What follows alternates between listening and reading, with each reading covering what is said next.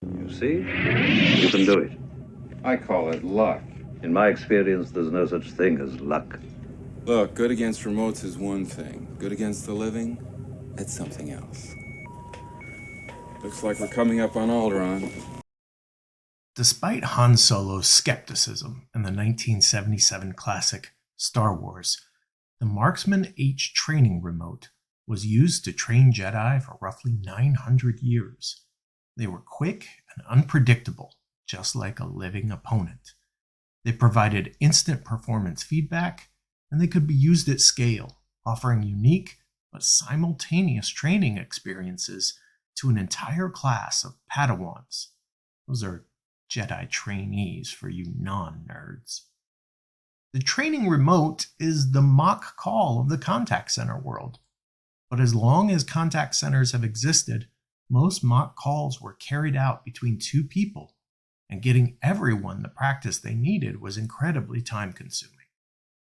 But the emergence of conversational AI allows training classes to execute mock calls, one of the most effective training methods at scale. Kaspars Kirsis is the co-founder and CEO of Ramplit, a company using AI to speed time to proficiency in the contact center by providing automated call simulations. He joins me this week on Next in Queue, and we discuss the benefits of mock calls versus other training techniques, the challenges of traditional mock calls, the number of simulations and focus areas, agent performance evaluation and feedback, the impact of AI in training and contact centers, and exciting opportunities in agent assist solutions. Let's get to it.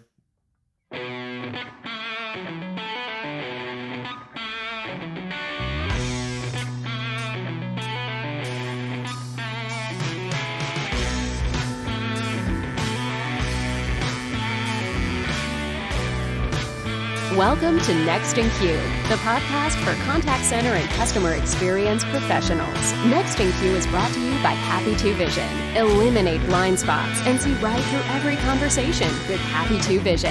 Learn more at hjppitu.com. Now, here's your host, Rob Dwyer. Kaspars Kirsis, thanks for being next in queue. How are you today, my friend? Thanks, Rob. Doing great. Yeah, very excited to be here. So thank you so much for the invitation. You've just wrapped up some amazing international travel across the globe. Now you're back home so that we can talk about mock calls. But before we do that, tell us a little bit about you. You have a pretty fascinating background. Yeah, absolutely.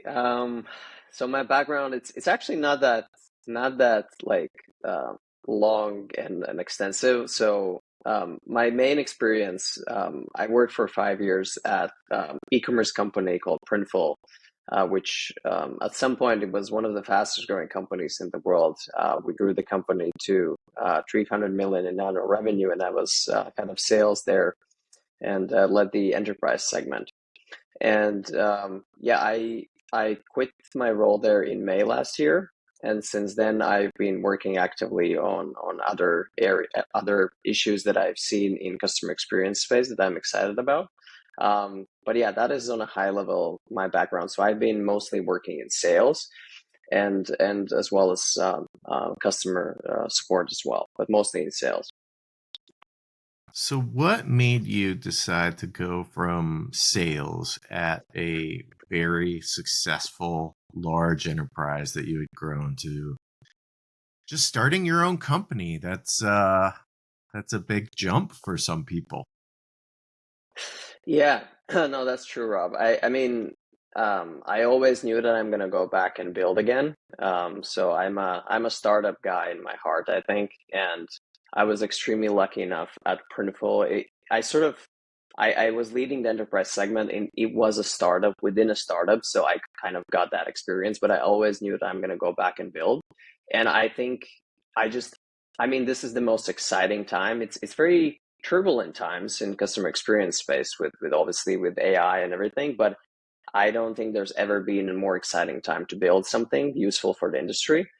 So yeah, I mean that's really the reason actually. I thought this is a great time to go and build something. So yeah, I and love now it. I'm pretty much here. Well, I know that you and I both share an optimism that human agents, are still going to be around next year and the year after that. And while AI can help with a lot of things, really focusing on how it can improve agent performance is definitely something that you're doing, something that we're doing.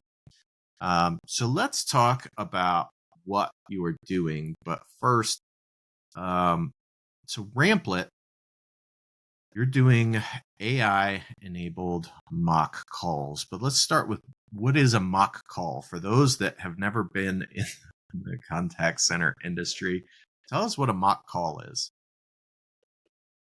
Yeah, absolutely. I think mock call, I think a simple term is role play. Like that's something I think that everybody understands, right? Mock call seems like more of an industry terminology.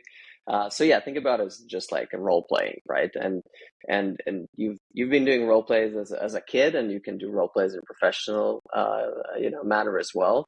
Role playing how to speak with a customer, for example, and that's really what a mock call is. So it's just a type of role play, I would say. And obviously, a customer experience space, that is something that people have been doing for a long time. Some people have been doing it more, some less.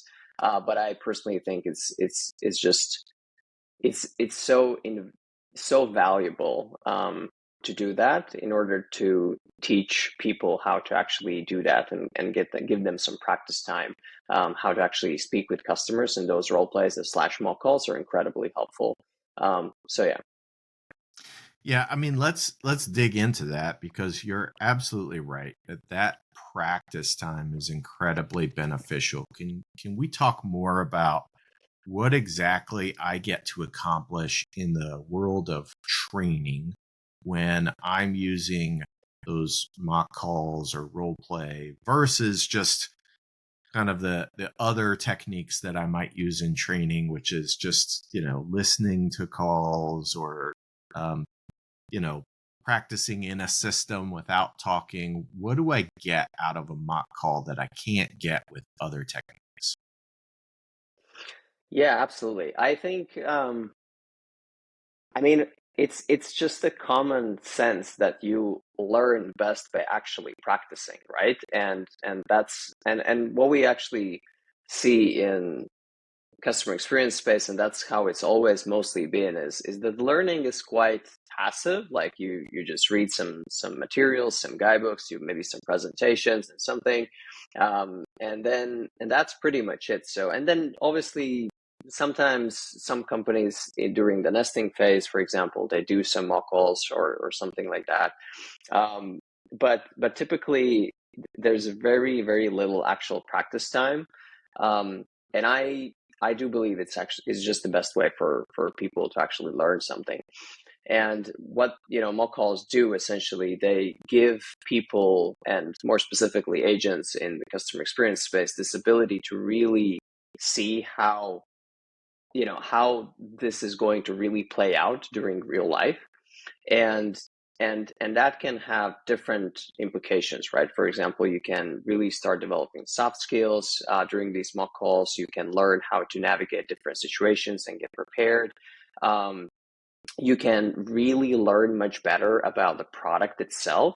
It's much faster learning curve if you read about a product and that's it, or you read about it but then you're actually practicing out how it would be to actually answer some questions about that product, right? And not only just with a manager who's asking you some questions, but actually simulating a real customer conversation, right? And that's, I think, is a very sophisticated learning process, which has never been really possible. I mean, we've been doing mock calls like human to human, which is great. There are some disadvantages to that process as well that I'm happy to touch later. But yeah, I think it's fascinating what we now can do in terms of helping agents to get better. And as you said, Rob, previously, right? Like I 100% think that humans will play still obviously a massive role in customer experience. They're not going anywhere, and I'm really, really excited about helping agents to get better using the latest technologies. So, and that's actually one of the best applications that I see right now. Well, you just hit on something that I want to dig into, and that is the disadvantages or the drawbacks of kind of the traditional method of doing a mock call, which is human to human in the training room, if you will. There are less and less actual training rooms and more virtual. But let's talk about some of the challenges presented by the old school method. If you and I if you were training me and you were going to be the trainer and I was going to practice, like, what are some of the things that we run into? Yeah, for sure. So first of all, it's interesting actually that for some reason I thought it would be different, but not all customer experience organizations are actually doing mock calls. And interestingly enough, for some there are more like operational reasons. For some, like they just might not see a big value in that.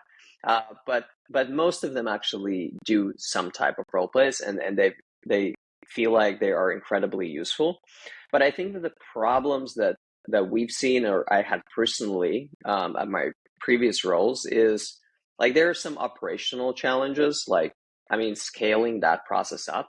Like if you think about it, right? Like you have in some companies or organizations, you can have 100 agents per one trainer, right? And obviously, this one trainer can't do proper role playing or mock calls with each of those agents, right? It's just impossible. And then you try to give agents to do role plays with each other.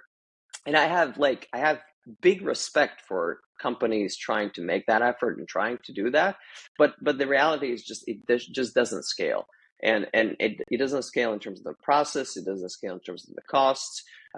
So there are some operational challenges, but also what we found, and actually something that I didn't anticipate before we actually started working on it and seeing how agents are using this solution, is for some reason, they love role playing with AI better than with a human. And that is mostly rated, like sometimes agents feel like role playing with their manager is a bit awkward. They don't feel completely safe doing that. So there are different types of elements here like that as well, which I think are very different. And on the other hand, when you're role playing with an AI, you feel completely safe. Um, you have absolutely zero. You're not afraid at all that you're going to make some mistakes, and you feel very comfortable. So yeah, and also sometimes human trainers, when they're doing mock calls, they can be a bit biased, right? And they're not prepared to carry out very different kinds of simulations. Whereas AI, we can train AI to be very good at carrying out different mock calls on a very good level. So yeah. Yeah, you hit on just a number of things, and I can tell you in my own experience that I've seen all of this. So, number one, when you're doing human to human, whether that's the trainer or the manager in an agent or agent to agent mock calls, and I've done both. We all as humans sometimes just feel like we're being judged, particularly when we're learning something new. And so there's this inherent fear of that other person judging me, right? They're listening to me, listening to my responses, and maybe I'm going to mess up. And that's expected, right? The learning process involves mistakes. But as humans, we feel sometimes a little bit of shame when we're making those mistakes in front of another person. And so there's that aspect. And you talked about the AI is very safe, and I can make those mistakes without being judged. That feels a lot better. That's kind of the point. Yeah. The other thing that you touched on is just the scalability. And I have seen this firsthand in a lot of ways. I've seen some really creative ways to try and make this scalable, but it always presents some incredible challenges. So if I am, as a trainer, going to do just one-on-one role plays with a class, and that class could be 10 people, it could be 20 people, it could be, to your point, 100 people. I have a limited amount of time with each individual to do those role plays. And in the meantime, the other students are hopefully observing and learning, but they're not doing, right? So if I've got 10 people, that means that during the role play time, 90% of my students are not actively doing. And that is really not a great use of time. It is good that they're observing and hopefully they're learning through observing. But to your point, it's the doing that really accelerates this learning process. And that's if I have 10 people. If I got a class of 20 or 100, obviously this creates some immense challenges. Now, you touched on something that we can do, right? We can pair these students up, pair agents up to do some role play, or even maybe in groups of 3 where you've got someone kind of facilitating some things.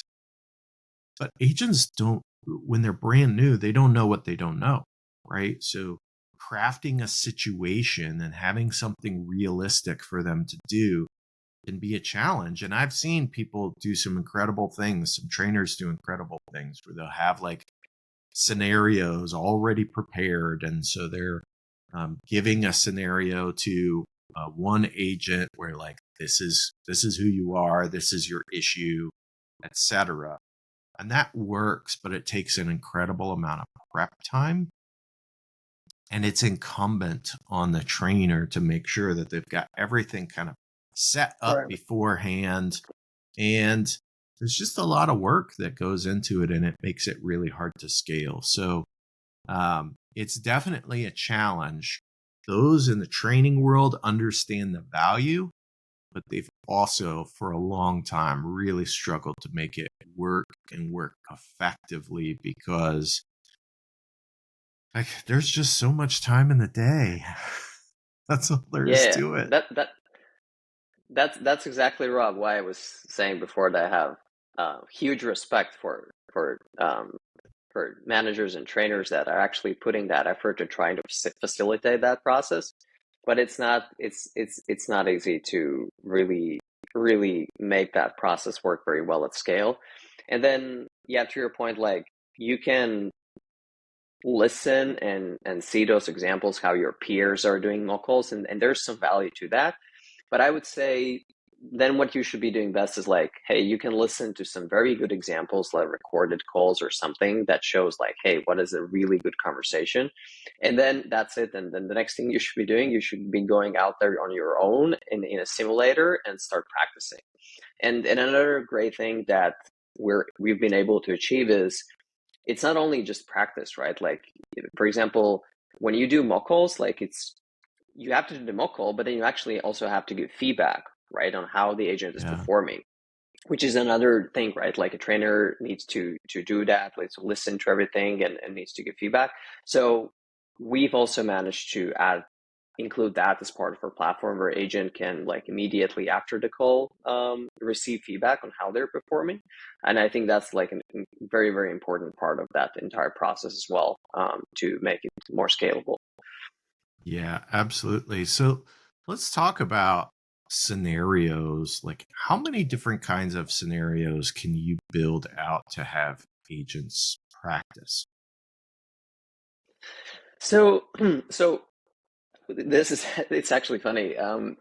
Typically, most of our partners, when we start engaging with them and they start asking these questions about the solution, everything, they ask, okay, but then how do we upload 10,000 simulations for every single situation?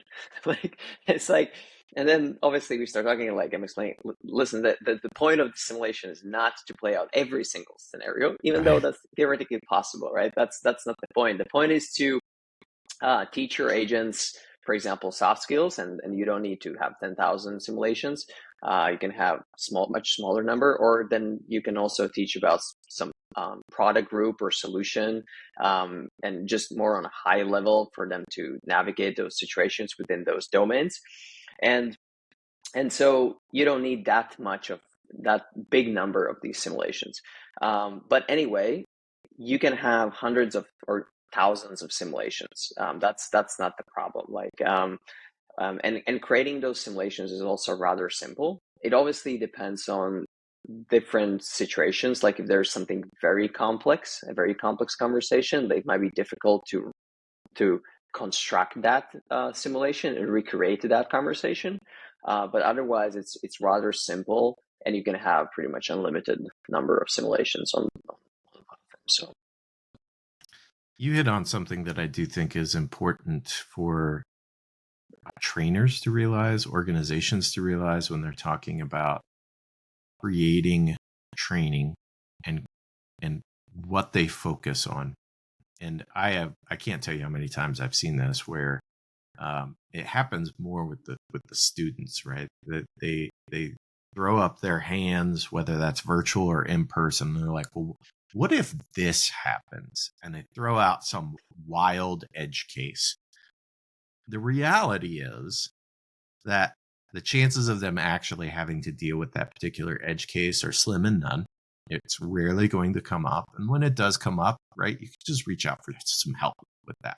I don't need to know how to handle every single edge case, because the vast majority of my interactions with customers are going to fall into a really pretty slim amount of scenarios. There's, depending on the complexity of the type of calls that you take in your business, and maybe how much cross training or how many different skills I'm in, there's really going to be a pretty limited subset. And so when you can focus on executing within those, executing at a high level, and executing skills that are transferable across different, when I say skills or cues or call types, right? Being nice and being empathetic and, expressing willingness and those kinds of soft skills, those transfer across all call types. It's not scenario based. It's something that I just need to do. Can you talk a little bit about, have you integrated with any other systems? So for instance, specific systems that agents have to navigate to kind of extend that role play into, not only am I talking to someone, an AI someone, but also navigating a system, because that's a skill that I feel like most agents struggle with early on.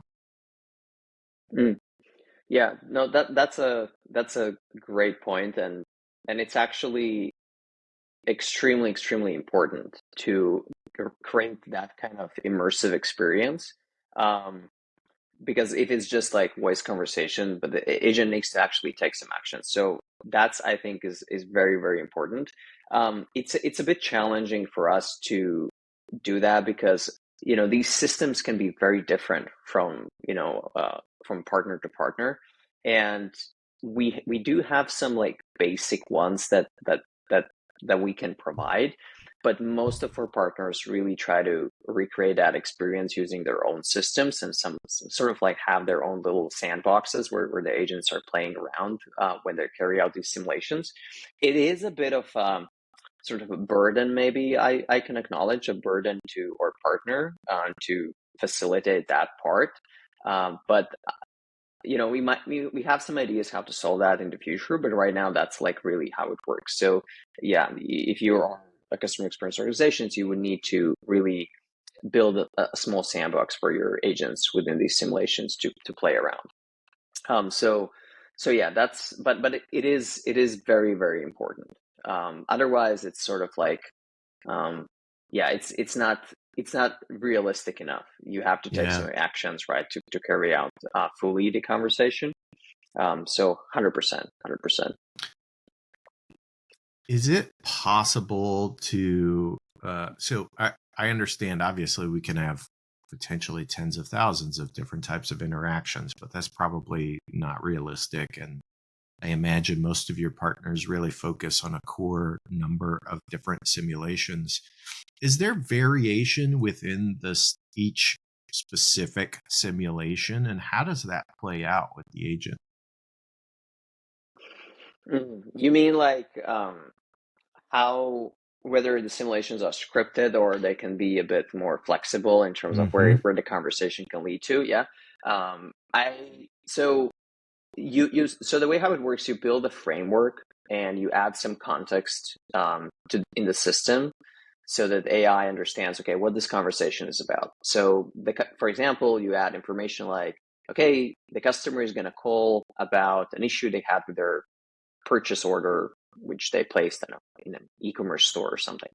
And then you add a few other details. The customer is angry, some verification information, and sort of a bit more context. And then what happens is each conversation is unique. Or simulations, they're not scripted. Because we use large language models that are based on neural networks, so it's not scripted. So each conversation can be rather unique, and it can go different directions. But the great thing is that our models are capable of really using that sort of, I can say, common sense and understanding that, like, if this simulation is about a customer calling an issue that they have with their order, and if an agent starts asking questions about something completely random, like how is your day going or something, then the AI understands, like, that's not what this conversation is about. So there is a limit. There is a limit, obviously, where this conversation goes. But the point here is that each conversation is rather unique. So I think that's great for agents, so they can practice different experiences. I have news for you, Kaspars. Customers are never angry. I don't know if you knew that, but yeah, I mean, that's no, Rob, like, I don't, it's true, but that's the thing. I'm not sure whether agents should be thinking that way. Like, and for example, what also these, I think, AI models do very well, and that's something you mentioned previously, right? We don't need to teach agents every edge case, and that's also not what our simulation does. But what it does, it prepares you. It prepares you to have that difficult conversation, right? And yeah. and what we've seen also is that in a lot of organizations, agents don't feel prepared for that, and that can lead to very practical implications, like attrition rate, which is rather high in our industry in the first, like, 90 days. And in a lot of cases, obviously, it's maybe because agent just, maybe it's not the right thing for me, but in a lot of cases, it's also because agent just is discouraged.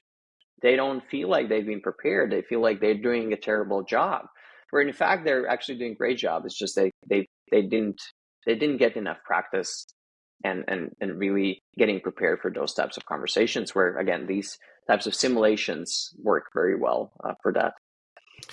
Yeah, I want to get into some challenges that I'm curious how you've approached those and if you've been able to solve for them. The first one being, how do I keep agents from taking things off the rails, so to speak? I mean, obviously, we know that large language models can, with the right prompting, go awry sometimes. So how do you approach making sure that agents don't try to, actually get the AI to behave in a manner that is not what we're looking for?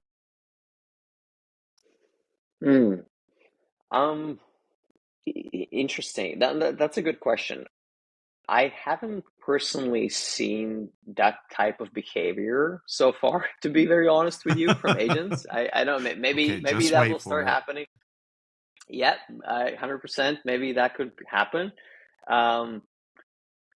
But I mean, it's like, it's not like you have a lot of time to look for those loopholes, right? Like if you're doing the training, right, and then you also you're getting scored against rather specific things and immediately after the mock call. So it's not like you have a lot of room to try to mess the system up, right? Like and also maybe we're just lucky by working with great organizations, but really haven't seen agents trying to try to somehow navigate the system. Um, it's maybe a bit more in the sales world where, you know, we also work with some, for example, large public companies that have large B2B sales organizations, and those folks, they might try to sort of and what they have to do, for example, they're one of the KPIs is, for example, book a meeting. If they're practicing an outbound conversation, their KPI within the simulation is book a meeting. And then they're trying to there's very specific goal, right, is to get AI to agree on a meeting. And then they might be trying and you know, different types of methods, which might, and the issue with that is that it's just not realistic. And that's also obviously a limitation with our solution, right? Like if it was like, okay, I'm trying different creative methods and that can also work in real life, that's awesome. That's perfect, right? That's what this is all about. But obviously we're not there yet. So sometimes AI can behave in ways that are not realistic, and you know, agents can try to exploit that. But fortunately, we haven't seen that that much, to be honest with you. Yeah, I imagine the scoring probably helps that. And that actually takes me to really what I wanted to talk to you about next. And that's just kind of as a trainer, how do I see agent performance? Like what kind of dashboard do I have? And do I have some expectations of, hey, once we hit a certain threshold, that tells me like we've reached a level of proficiency and I can move on? What does that trainer experience look like? Yeah, sure. I think that the way how we score or mock calls, like it's rather similar to actually how calls are being scored in production, in a lot of cases. So, and that's actually very well sort of explored area, right? There's a ton of companies that are doing auto QC, right, on production calls, and we both know, right, there's a lot of limitations to that. Even though like technology right now is much significantly better than it was, there's a ton of limitations. So and it's the same for mock calls, right? Like what we can do very well is score mock calls on, first of all, on things that are very clear, whether they were done or were not done. For example, did the agent introduce themselves properly? And then we can give a context what proper introduction means, and that's very clear. AI can easily score that. Where it gets more tricky is, for example, did the agent did the agent use positive language? It's not like you can define perfectly what a positive language is, right? And there are some nuances to that. It's maybe specific keywords or something else.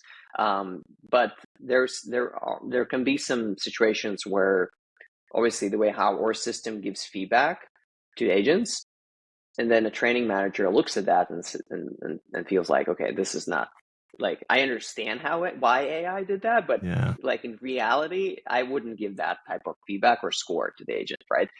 And so there are things like that, but otherwise, you know, I'm very excited about this space as well, about how AI is capable of giving agents this immediate feedback. I think it's incredible. I truly believe that can significantly increase the quality standards within our space, and have this process much faster, this feedback loop, so to say. Yeah.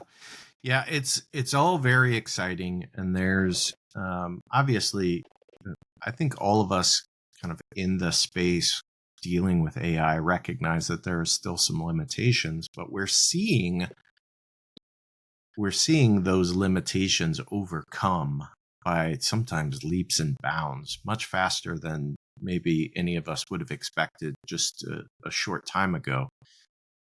So it's pretty obvious to me that the technology is only going to improve.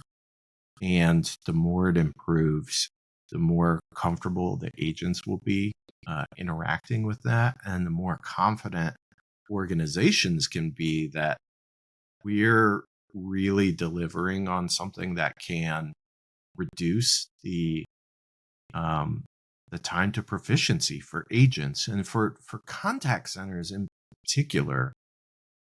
That is where a big part of the cost comes from, is time to proficiency. And you mentioned earlier, right, the turnover.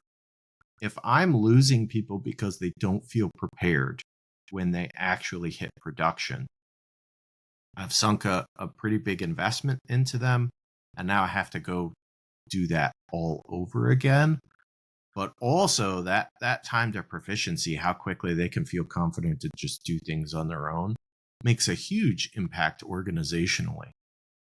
And so if companies aren't looking at this type of technology today, I would say, right, you need to open your eyes a little bit and pay attention. It may not be exactly right for your organization, but you should be evaluating that for sure, because it can make a huge difference. What have we not touched on that you'd like to talk about today?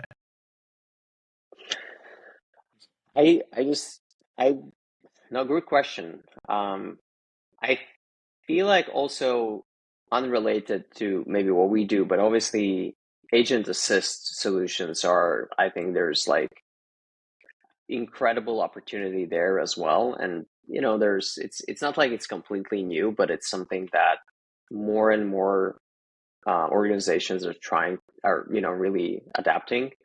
And that can also, to your point, right, about the time to proficiency, that can significantly cut that down as well, right? So it's not what we do right now per se, but that's something that is very exciting, I think, in the space.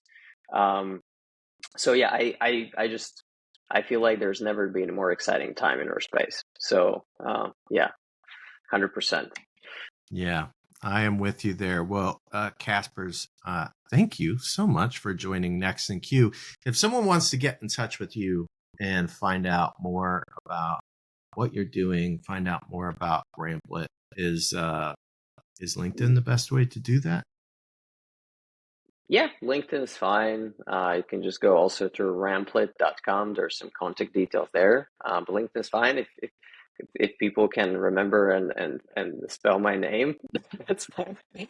They don't have to, because we're going to put a link down in the show notes that they'll see exactly how to spell it, and they'll be able to click on the link and follow you and connect with you. And we'll also put a link to the website so they can go there and check that out. So thank you so much for joining today. It's been a pleasure. No, thanks, Rob, to you. Big fan of the work you do. So really appreciate all the contribution to the industry. Yeah, thank you so much. Next in Queue is brought to you by Happy2 and is produced by me, Rob Dwyer. If you enjoy this podcast, please, by all means, subscribe and or rate this podcast in iTunes or your favorite podcast app. But more importantly, please tell just one person about this podcast. Word of mouth is the best way for people to discover new content. As always, thanks for listening.